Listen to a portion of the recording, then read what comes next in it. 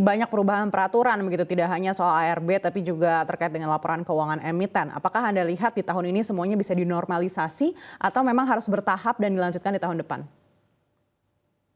Ya, sebaiknya jika bisa dilakukan normalisasi di tahun ini, sebaiknya semuanya dilakukan normalisasi di tahun ini. Akan tapi, mungkin kita juga harus bisa melihat ya, biasanya orang kalau mendapatkan relaksasi ya, itu akan lebih mudah untuk menerimanya. Tapi begitu relaksasinya nanti dikembalikan lagi normal, itu butuh adjustment atau penyesuaian yang lebih lanjut. Oleh karena itu, kalau misalnya bisa dilakukan semua normalisasi tahun ini, saya sangat mendukung untuk normalisasi tersebut, tapi apabila belum dapat dilakukan, ya mungkin kita masih bisa berikan waktu untuk di tahun depan. Begitu juga dengan perubahan peraturan ARA dan ARB ini. Nanti kita lihat di tanggal 5 Juni, kalau responnya kira-kira masih bagus, menurut saya di September mungkin bisa dinormalisasi. Tapi kalau responnya agak kurang, ya mungkin kita bisa kaji kembali kebijakan tersebut. Baik, Pak David, tadi Anda katakan butuh sekitar 2 minggu untuk masa penyesuaian atau adjustment. Dan kalau memang IHSG kita lihat juga di pekan ini tidak terlalu baik performanya, berada di tren pelemahan. Kalau 5 Juni nanti lalu akan aturan ini diberlakukan.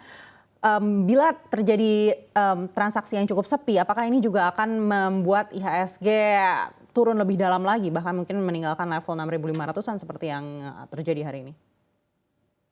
Ya, kalau saya lihat ya, sebenarnya saham-saham yang berpotensi mengalami ARA dan ARB itu biasanya saham-saham yang memang secara market cap tidak selalu signifikan terhadap IHSG itu sendiri. Kalau kita saham-saham yang signifikan biasanya turun 4-5% saja sudah besar untuk mereka. Oleh karena itu menurut saya untuk pergerakan IHSG di hari Senin depan setelah pasca kita ada long weekend, itu lebih dipengaruhi sentimen dari luar. Seperti kita tahu sendiri debt selling di Amerika itu tanggal 5 mungkin baru akan diputuskannya.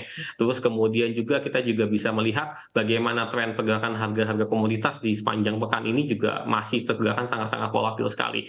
Meskipun memang kalau melihat dari aspek psikologis akan cukup besar kemungkinannya investor melakukan adjustment dengan cara menjual dulu semua portofolionya, kemudian nanti baru mereka menyusun ulang portofolio kembali. Akan tapi menurut saya tekanan jualnya tidak akan sebesar itu, lebih dipengaruhi oleh karena sentimen dari luar maupun dari fundamental ekonominya itu sendiri.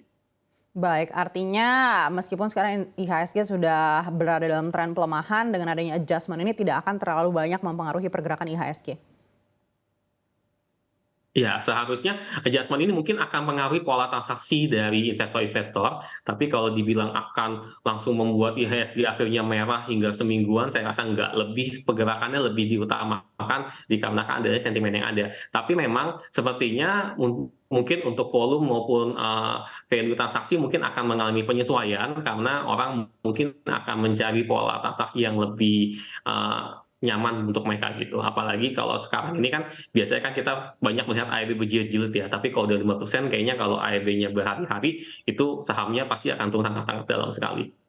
Baik, Pak David, evaluasi Anda terhadap kinerja bursa saham domestik sejauh ini seperti apa? Karena kalau kita lihat sudah banyak dana asing yang masuk, tapi sebenarnya IHSG kita belum juga terlalu bergairah. Ya, kalau saya lihat memang saat ini kecenderungannya dikarenakan, adanya switching sektor ya. Saat ini kalau kita lihat tahun lalu kan sektor komoditas benar-benar menjadi lokomotif utama ya, bagi pergerakan IHSG kita. Sekarang kan komoditas kecenderungannya kan harga komoditasnya mengalami koreksi, sehingga orang melakukan switching. Nah, pada saat orang melakukan switching, sebagian besar itu kemungkinan besar akan masuk ke, sektor-sektor saham yang lebih ke arah domestic oriented.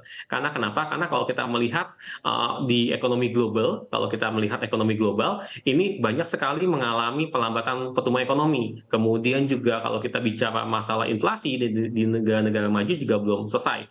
Belum lagi saat ini biaya modal juga semakin meningkat dengan kenaikan tingkat suku bunga di berbagai negara. Di Indonesia sendiri masih di peg untuk stable, tapi kalau saya melihat mungkin ada besar juga kemungkinan BI rate mungkin bisa dilakukan adjustment untuk bisa mengejar kenaikan dari suku bunga di negara-negara maju. Oleh karena itu memang saat ini tekanan jualnya itu masih cukup besar, tapi sebenarnya kalau kita melihat flow asing masuk ke Indonesia, itu merupakan sebuah sinyal positif karena negara Asian, terutama di negara-negara Asia, terutama di Asian 5 ini menjadi sasaran investasi juga bagi investor-investor asing, karena kita pertumbuhan ekonominya mungkin masih akan cukup terjaga.